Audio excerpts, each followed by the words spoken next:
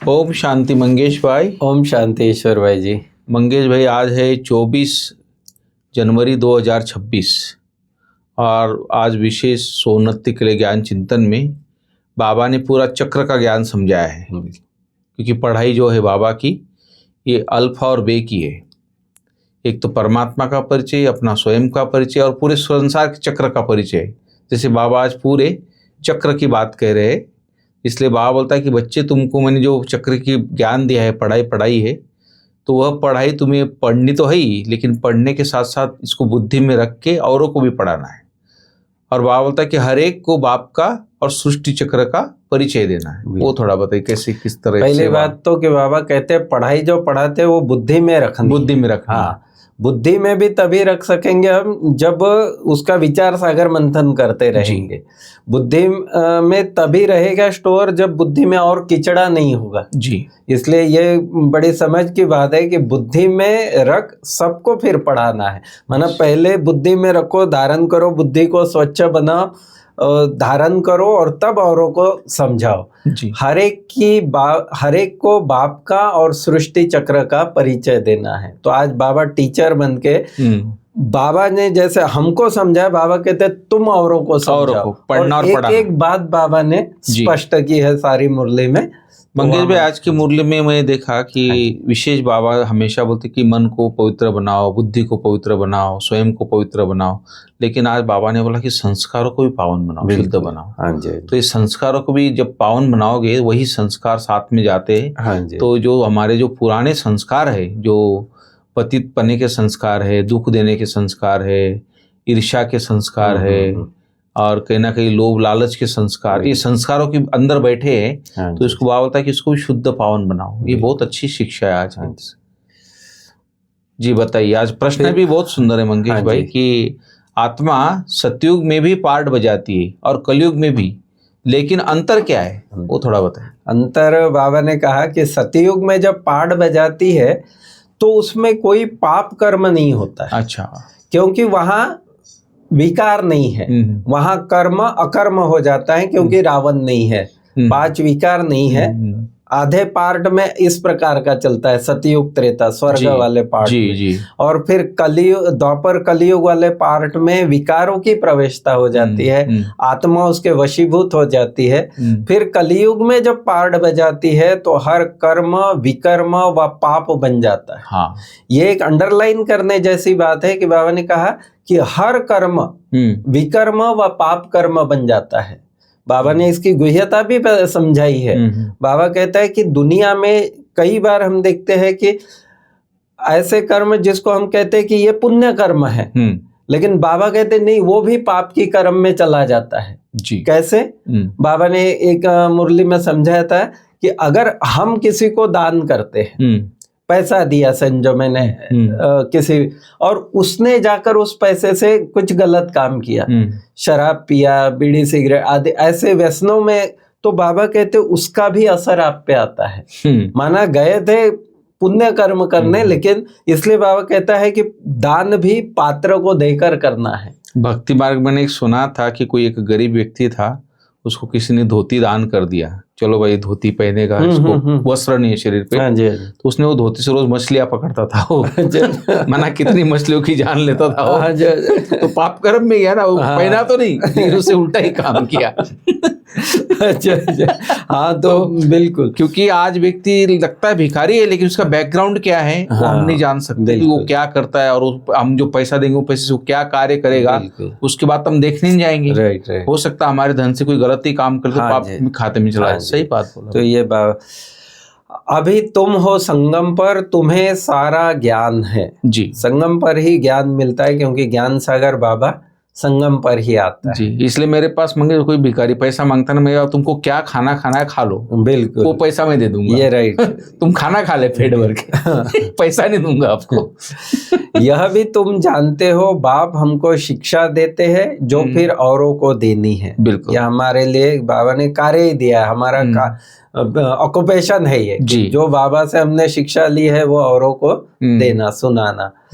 मुख्य हुआ बाप का परिचय। जी। अभी बाबा टीचर के रूप में जैसे एक एक बात समझा रहा है, तो सबसे पहले बाबा कहते हैं मुख्य है बाप का परिचय। बाप का परिचय। सारी दुनिया की जो सब आत्मा है यह सब भाई भाई है। हाँ।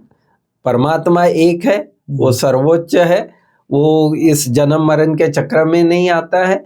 और फिर जो हम सब है, बाकी सब हम सब आत्माएं हैं। हम आत्माएं भाई भाई है, यहाँ अलग अलग वस्त्र धारण कर अलग अलग रोल बजाते हैं, पार्ट प्ले करते हैं। तो पहले पहले यह समझाओ कि हम आत्माओं का वह बाप है, हम सब ब्रदर्स है। जी। पूछो यह ठीक है? जो पहले पहले कोर्स वगैरह करने आते हैं ना, तो बाबा कहते उनको ऐसे ही छोड़ो नहीं, टीचर की तरह उनको समझाओ कि भाई हम आत्माओं का वह बाप है। शिव बाबा जो है, हम सभी आत्माएं भाई भाई है। पूछो ये ठीक है? लिखो हम सब भाई भाई है, हमारा बाप एक ही है। तो इससे क्या होगा कि उनकी जो पुरानी मान्यताएं हैं वो कैंसल हो जाएगी और ज्ञान फिर उसको धीरे धीरे समझ में आ जाएगा कि हमारा बाप भी एक है। हम सब सोल्स का वह सुप्रीम सोल, उनको फादर कहा जाता है। वो परमात्मा एक ही है, बाकी सब जो कुछ है वो सब आत्माएं अपना अपना शरीर, चाहे वो देवात्माएं हैं, धर्मात्माएं, महान आत्माएं, पुण्यात्माएं, लेकिन सुप्रीम एक ही है, परमात्मा एक ही है। यह पक्का पक्का बुद्धि में बिठाओ तो सर्वव्यापी आदि का ज्ञान उनके बुद्धि से निकल जाए। जी। जब ये मान लिया उसने कि भाई हाँ आत्मा हम भाई भाई है, राइट बात है, आत्मा तो सब मानते हैं, फिर परमात्मा भी सबका बाप है, वो एक ही है, वो कहेगा हाँ राइट है, तो फिर सर्वव्यापी हो ही नहीं सकता। मुझे लगता है इसमें दो बातें हैं। एक तो वही आत्माएं यहाँ कनेक्ट होती है जो सतयुग से जन्म लेते आए, हाँ जी, जिसका पार्ट है संसार में, सतयुग से लेके अंत तक। माना स्वर्ग का भी जिसमें पार्ट है, वो आत्मा जरूर कोई ना कोई चीज देख के आकर्षण आ जाती। लेकिन कुछ लोग उसके साथ में जो आते वो शायद उनके संग के कारण, दोस्त के कारण आ जाते, और फिर वो कईयों को अच्छा भी नहीं लगता तो छोड़ के भी चले जाते। लेकिन जो मेजॉरिटी जो आत्माएं आती है वो समझती इस बात को, और वो एक योग में भी उसको परमात्मा का अनुभूति भी होती है और अच्छे से समझ के फिर वो चलते भी है मेजॉरिटी, ऐसा मुझे लगता है। बिल्कुल जी। फिर बाबा कहते हैं फिर आत्मा शरीर के आधार पर पार्ट बजाती है। पहले परमात्मा का डिटेल समझा दिया, अभी कहता है आत्मा शरीर के आधार से पार्ट बजाती है, यह भी पक्का कराओ, आत्मा का भी पार्ट पक्का कराओ। फिर आ जाओ चक्र के ऊपर। यह चक्र अनादि एक्यूरेट बनाया है, इनको जानना पड़े। सतयुग त्रेता पास्ट हुए, नोट करो, ये भी नोट।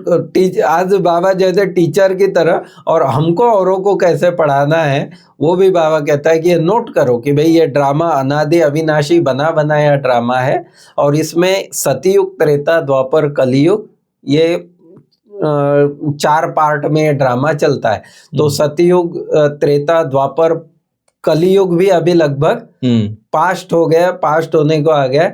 तो ये भी नोट करो, संगम युग का प्रभाव बहुत भारी है। जी। और बाबा किस तरह समझाना है बच्चों को। हाँ जी, हाँ जी, इतना क्लियर एक एक चीज बाबा समझाते हैं। हाँ जी। तो संगम का भी है, तो सतयुग का भी प्रभाव बहुत भारी है। उसका तो नाम ही है स्वर्ग, हेवन, नई दुनिया। उनकी भी महिमा करनी चाहिए, स्वर्ग की भी, ताकि उसको एक टेम्पटेशन मिले कि हाँ इतनी अच्छी दुनिया में, इतनी सुंदर दुनिया में हमको जाना है। बाबा इस बेहद के झाड़ का राज समझाते हैं। यह नॉलेज भी अभी तुम समझते हो, बाप ने समझाया है, तुम 84 के चक्र में कैसे आते हो। यह अच्छी रीति नोट करो, फिर इस पर विचार करना है। विचार नोट भी करना और फिर विचार भी करना है कि एक एक बात पर, कि कैसे सतयुग के 8 जन्म, कैसे त्रेता के 12 जन्म, कैसे द्वापर के 21, कलयुग के 42 और ये अंतिम संगम युग का 1 जन्म। इस प्रकार से ये 84 जन्म। तो एक एक बात पर और एक एक जन्म की क्या वैल्यू है, और उसमें भी यह संगम के जन्म की क्या वैल्यू है। तो बाबा कहते हैं ये सारा विचार सागर मंथन। जैसे टीचर ऐसे देते हैं ना, निबंध देते हैं, फिर घर में जाकर रिवाइज करते हैं। तुम भी यह नॉलेज देते हो, फिर देखो क्या होता है, पूछते रहो, एक एक बात अच्छी रीति समझाओ। जैसे पहले दिन कोर्स करा दिया तो वो जब दूसरे दिन आएगा तो उसको पूछो पहले दिन की बातें कि भाई हाँ इसमें क्या क्या क्या समझे, क्या समझा। तो एक एक बात ऐसे आज बाबा बिल्कुल टीचर की तरह समझा रहा है। फिर बाबा भारत की महिमा कर रहा है कि पहले पहले भारत 24 कैरेट पक्के सोने की चिड़िया था। बिल्कुल 24 कैरेट। हाँ, और बाबा कहता है जैसा सोना होता है वैसा ही जेवर होता है। तो आत्मा जो है वो 24 कैरेट एकदम प्योर थी, सर्वगुण संपन्न, 16 कला संपूर्ण, संपूर्ण निर्विकारी। तो फिर वो दुनिया भी इसी प्रकार की सतो प्रधान एकदम नई दुनिया थी। मुझे लगता है परम धाम ऐसा पारस नाथ बोलते हैं, पारस सोना भी सोना बन जाता है। पारस, हाँ, पारस पत्थर कहते हैं। तो टच कर देंगे तो लोहा भी सोना बन जाए, लोहा भी सोना बनता है। वैसे हमारी आत्मा भी लोहे समान बन गई, जन्म मरण के चक्कर में आते थे। लेकिन जब हम परम धाम जाती है आत्मा एक बार, तो पूरा शुद्ध होके आती है। वैसा एक बाबा का घर है। हाँ जी। फिर ये हो गया अभी साकार सृष्टि का समाचार कि सतयुग त्रेता द्वापर कैसे झाड़ और कैसे सेवाएं करनी। फिर अभी बाबा कहता है वाणी से परे स्थान तो है इनकॉर्पोरियल वर्ल्ड। इनकॉर्पोरियल क्योंकि वो बीज रूप है ना, तो वो संपूर्ण जानता है, तीनों लोगों के बारे में वो जानता है। तो बाबा कहते हैं वाणी से परे स्थान तो है इनकॉर्पोरियल वर्ल्ड जहाँ आत्माएं रहती है। ये है कॉर्पोरियल वर्ल्ड जहाँ आत्माएं पार्ट बजाती है, शरीर और रूपी वस्त्र। दोनों का यह मेल है। यह जो सृष्टि जो कहा जाता है संपूर्ण या ब्रह्मांड, तो ये दोनों का मेल है। बाप में तो सारी नॉलेज है, ड्रामा के प्लान अनुसार उनको ही कहा जाता है नॉलेजफुल। वह चैतन्य सतचित आनंद स्वरूप होने के कारण उनको नॉलेजफुल कहा जाता है। सत है, चैतन्य है, इसलिए वो आकर यथार्थ सारी नॉलेज हमको देता है। फिर उनका नाम तो सदैव शिव ही है।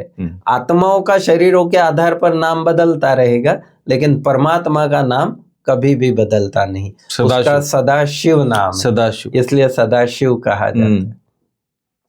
बाबा कहता है सब चाहते हैं हम मुक्ति में जाए, मोक्ष तो किसको मिल ना सके। पाठ तो बजाना ही। हाँ जी, यह ड्रामा अनादि अविनाशी है।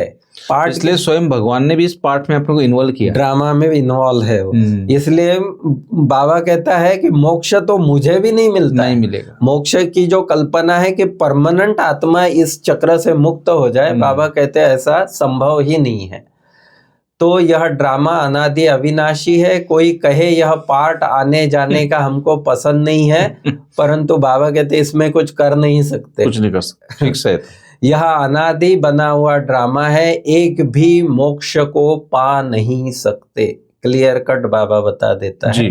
तो इस प्रकार से बाबा ने ज्ञान युक्त बातें बताई। कुछ समय के लिए परम नाम में रहती है आत्मा, बस जिसका जब पार्ट हो आती है। हाँ जी, पर आना तो जरूर है। हाँ जी, हाँ जी, बहुत अच्छा। हाँ। तो मंगेश भाई इतना सुंदर ये बातें, आज की जो ड्रामा की बातें बाबा ने बताई, पार्ट पूरा कैसे आत्मा प्ले करती है, इसलिए बाबा बोलता है कि हम सब आत्मा रूप में भाई भाई तो है, लेकिन यह पार्ट पक्का भी होना चाहिए और करना भी है, और अपने संस्कारों को याद से संपूर्ण पावन बनाना है संस्कारों को, और 24 कैरेट सच्चा सच्चा सोना बनने के लिए कर्म, अकर्म और विकर्म की गुह्य गति को भी समझना है, बुद्धि से माना बुद्धि से समझना है इसको।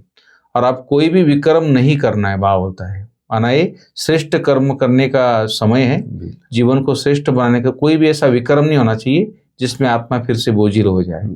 और वरदान बहुत ही बढ़िया है आज मंगेश भाई, घबराने की डांस छोड़, सदा खुशी की डांस करने वाले मास्टर क्या नॉलेजफुल भाव। तो मास्टर नॉलेज, जो मास्टर नॉलेजफुल होगा उसको वो घबराने की डांस उसकी खत्म हो जाएगी। क्योंकि बाबा ने कहा जो बच्चे मास्टर नॉलेजफुल है वह कभी घबराने की डांस नहीं कर सकते जी। सेकंड में सीढ़ी नीचे, सेकंड में ऊपर। अब यह संस्कार चेंज करो तो बहुत फास्ट जाएंगे जी। माना सेकंड में स्थिति ऊपर नीचे हो जाती है ना, कोई परिस्थिति आ गई, तो बाबा कहते हैं अभी ऐसे नहीं, सिर्फ मिली हुई अथॉरिटी को, नॉलेज को, परिवार के सहयोग को यूज करो। ज्ञान की अथॉरिटी जो मिली है, नॉलेज मिली है, जी परिवार के सहयोग को यूज करो, बाप के हाथ में हाथ देकर चलते रहो तो खुशी की डांस करते रहेंगे। बिल्कुल, ये कितनी सुंदर लाइन है कि बाप के हाथ में हाथ देकर चलते रहो तो खुशी की डांस करते रहेंगे। अब पता है जब छोटा बच्चा होता है ना, वो अपने बाप का हाथ पकड़ के डांस करते करते चलता है, बिल्कुल, वो निश्चिंत रहता है मुझे कुछ होने वाला नहीं, मेरा बाप का हाथ पकड़ा है मैंने। बिल्कुल, बिल्कुल, तो ऐसे हमें अगर भगवान का हाथ पकड़ेंगे, विघ्न कैसी भी आए, परिस्थिति कैसी भी आए, हम डांस करते रहेंगे, बिल्कुल। तो खुशी की डांस करते हाँ रहेंगे। जी, हाँ जी, इसलिए बाबा घबराना नहीं, परिस्थिति कैसी भी आएगी, हाँ जी। लेकिन अगर बाप के हाथ में हाथ रहेगा सर्वशक्तिवान परमात्मा के, बिल्कुल, वही तो बात आपकी है। डांस होती रहेगी, तो हम वही, निश्चिंत रहेंगे हाँ क्योंकि जी। हाथ किसने पकड़ा है, स्वयं सर्वशक्तिवान। बिल्कुल। तो बहुत अच्छा है। और स्लोगन है आज कि जिनका संकल्प और कर्म महान है वही मास्टर सर्वशक्तिवान। बिल्कुल, वो थोड़ा संकल्प और कर्म। पहले तो संकल्प भी, लेकिन संकल्प के साथ साथ कर्म कर्म, भी बहुत जी, जरूरी जी, है। जी। संकल्प तो है श्रेष्ठ, लेकिन कर्म के लेवल पर अगर नहीं है तो फिर वो मास्टर सर्वशक्तिवान नहीं कहा जाएगा। कर्म के लेवल पर अगर हम फेल हो गए, हमको, मैं कह तो रहा हूँ कि बहुत मास्टर सर्वशक्तिवान हूँ, मास्टर सर्व, लेकिन कोई ऐसा पकवान ना दिखाई दिया और हम टूट पड़े जैसे कर्मेंद्रियों पर हमारा कंट्रोल नहीं रहा, तो फिर उसको मास्टर सर्वशक्तिवान कैसे कहेंगे। तो वही बाबा कहता है, माना रूलिंग और कंट्रोलिंग पावर बहुत जरूरी है। बहुत बढ़िया। और अव्यक्त इशारा जो चल रहा है, बंधन मुक्त रहे, जीवन मुक्त स्थिति का अनुभव करो, मास्टर त्रिकालदर्शी बनकर हर कर्म हर संकल्प करो, या बोलो तो कोई भी कर्म व्यर्थ व अनर्थ वाला नहीं होगा। सोच समझकर जी, आगे पीछे का सोच समझकर त्रिकालदर्शी बनकर कर्म करो, तो बाबा कहते जीवन मुक्त सहज हो जाएगी। थैंक यू मंकेश भाई। ओम शांति।